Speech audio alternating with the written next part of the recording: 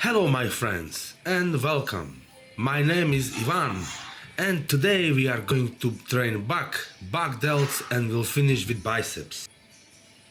First exercise is neutral grip lat pull down. I haven't done a neutral grip in some time, so sometimes it's good to modify an exercise a little bit to not get bored from doing the same and also hit the muscle from different angle. I'm using straps when pulling heavier weight because I don't want my grip to be a limiting factor.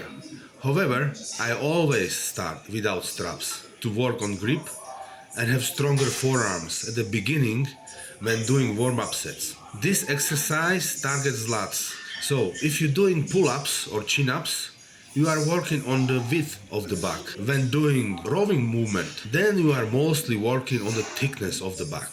I started with 2 warm-up sets with 20 reps each with moderate weight to get the blood flow into the back and start the engine. If you are asking, why am I doing warm-up sets? Well, in order to prevent injuries, mostly. I remember in my 20s, I didn't do them because I didn't know better. Well, this was way before internet. Second exercise is seated cable row with V-bar. A standard grip using a V-bar is the classic version. I mean, Arnold Schwarzenegger type. This exercise develops the muscles of the back and also forearms, targeting specifically the middle back, and middle back is showing as a thickness of the back. When you're pulling the V-bar, pull it towards your lower abdomen and try not to use momentum of the row too much by moving the torso backward with the arms. Also, as you pull or row, squeeze your shoulder blades together and keep your chest out. Don't forget to do the full stretch. I personally bent over for the maximum stretch, but you can keep your torso straight or parallel to the ground and don't move it forward. It really depends on what is your preference. Both ways are good. Common mistakes I have seen are rounding the back. Your back should be straight at all times, not bent. Another mistake I've seen is moving the torso two-way back, like 10-20 degrees of the backward lean is okay. And also returning the weight too fast, even crushing the weight. Always aim to keep the tension in the back muscles. So the next exercise is unilateral or single arm row. I'm working on the hammer strength machine in the gym.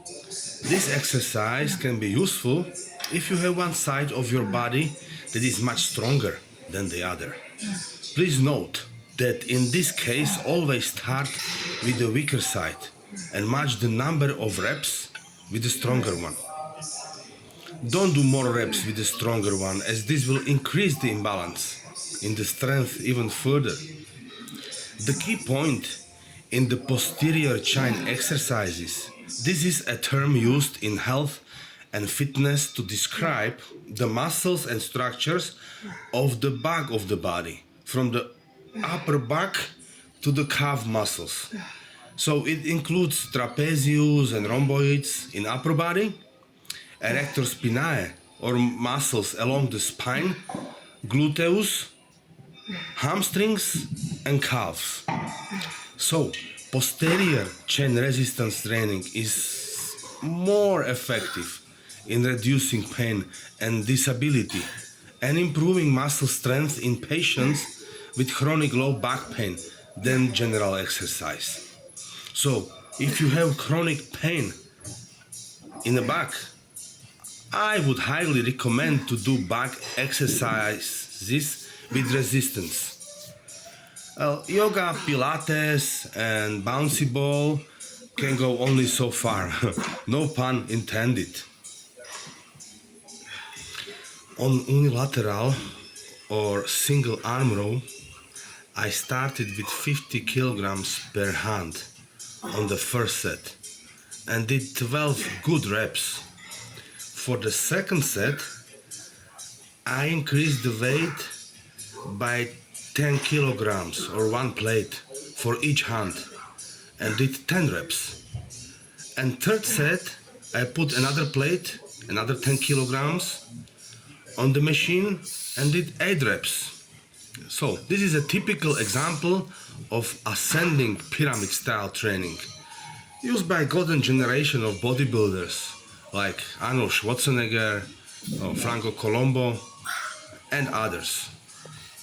Of course, another way to do the pyramids would be doing a descending style pyramid training, where you go down with weight every set, but you keep increasing the number of reps per set. An example would be to start at 17 kilograms and do 8 reps. Then the next set, take 10 kilograms plate down to 60 kilograms and do 2 more reps, do 10 reps, and so on. You've got an idea. Of course, the last style of pyramids would be the combined system, where you mix the ascending and descending systems together. So after finishing the back, I moved on to back or rear delts flies. Rear delts are often neglected in training, that I notice. Some people don't train them at all, and then they wonder why they have pain in their shoulders that are caused by imbalances. You know, front delts are always worked during pressing movements, like a bench press, for example. Of course, you can limit involvements of front delts if you flare the elbows away from the body, and increase involvement of front delts and triceps if you keep elbows closer to the body. But let's focus here on the back or rear delts. You want to have good overall development of all 3 heads of shoulders to achieve broader shoulder effect. It's recommended to train rear delts with lighter weight, but perform 12 and more reps per set to get maximum muscle growth. Just recently, I started to do more cable workout for biceps, as this gives me tension in the muscle for the whole duration of the exercise. Let me explain. When doing biceps curl with barbell or dumbbells, in the starting position of the exercise, or when the muscle is stretched down, there is no resistance put on the biceps due to how the gravity works. However, with the cable, you can keep the tension even if you hold the bar down. All you have to do is to step away a little bit from the cable and you would feel it straight away. When I started to do more cables, my biceps started to grow more. Well, you have to experiment on your own, but personally, I have nothing against barbell curls. My right hand is a bit bigger than my left hand. So I decided to overcome this imbalance and started to do unilateral or single arm biceps curls with cables. As I mentioned before, I can feel my biceps more when doing cables, but it can be done equally with dumbbells as well. Well, how to do it? How to balance your left hand with right hand so that they are equally big? Well, one way to do it is to start with a weaker hand and match the amount of work with stronger hand. And over time, it should help in regards to the strength and size. Well, I was following Dave Palumbo's advice on muscle growth, where he suggests that the lagging body parts should be trained less frequently. Well, it didn't work in my case. It's quite the opposite. When I train hands more often, they grow more. You know Dave Palumbo, don't you? Look at this physique on the picture. He would go after every training to McDonald's and eat burger and fries. But he is a legend in the industry. So you can see that not everybody is the same. And what worked for him didn't work for me. You have to keep training to find the best way to train for you.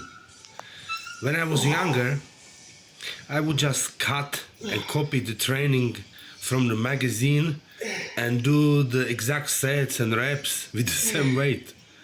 Was it the right way? Well, I highly doubt that. I've got a lot of injuries and slow progress. Another thing to incorporate into your training can be progressive overload. Because our bodies are machines. We adapt and then we hit the plateau. I'll talk progressive overload in the future video, so stay tuned. I was thinking to do a bodybuilding competition here in Northern Ireland. I will try to compete in men's physique masterclass over 35 years old, just to get a taste of the stage and get new motivation to train and enjoy the process at the same time.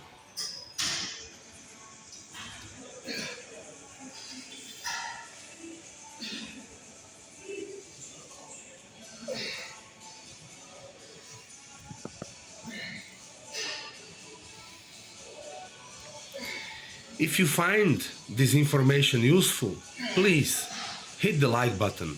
It would help me a lot. And subscribe for more videos.